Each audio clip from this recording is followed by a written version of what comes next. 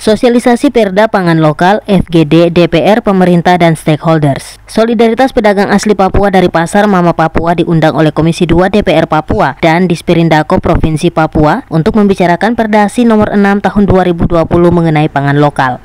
Perda yang sudah disahkan penting dipublikasikan agar dapat berfungsi untuk memproteksi pedagang orang asli Papua.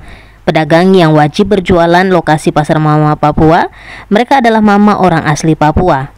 Pemprov maupun Pemkot turut serta dalam mempromosikan tentang perda pangan lokal ini agar kedepannya mama dengan orang punya barang-barang jualan atau komoditas ini bisa dikenal oleh masyarakat luas dan juga yang secara otomatis dapat menambah nilai perekonomian bagi keluarga.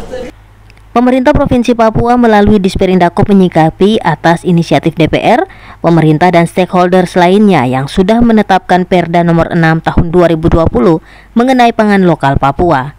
Dari peraturan daerah yang mengatur tentang perlindungan bagian kearifan lokal daerah, pada prinsipnya pemerintah mendukung pangan lokal untuk mengatur komoditas yang dikelola, dijual, diproduksi oleh Mama Papua.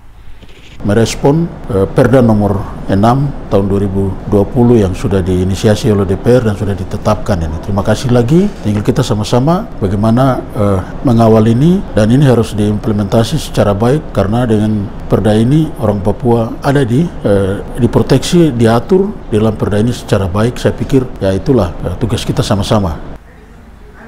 Beberapa agenda menjadi perbincangan pada diskusi DPR Papua bersama pemerintah provinsi dan stakeholders lainnya, seperti pasar kaget di pinggir jalan, program stunting di Papua, peningkatan inflasi daerah, dan pasar mama Papua yang belum diatur secara baik. Komisi 2 DPR Papua John N. Ergobai melakukan sosialisasi Perdasi Papua nomor 6 tahun 2020 tentang perlindungan dan pengembangan pangan lokal bersama Disperindakop, UKM Naker, Disperindakop UKM Kota Jayapura, Dinas Pertanian, Tanaman Pangan dan Hortikultura, Dishub dan Satpol PP.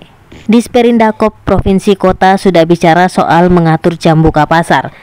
Sementara status Pasar Mama Papua dan aset belum jelas tanggung jawabnya kota, provinsi atau pusat harus dibicarakan di tingkat PJ Gubernur Papua.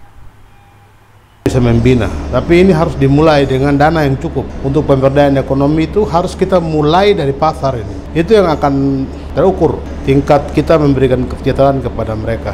Intinya bahwa harus ada yang bisa membeli pangan lokal dari Mama Papua agar mereka tidak pulang kosong, dong harus pulang dengan hasil.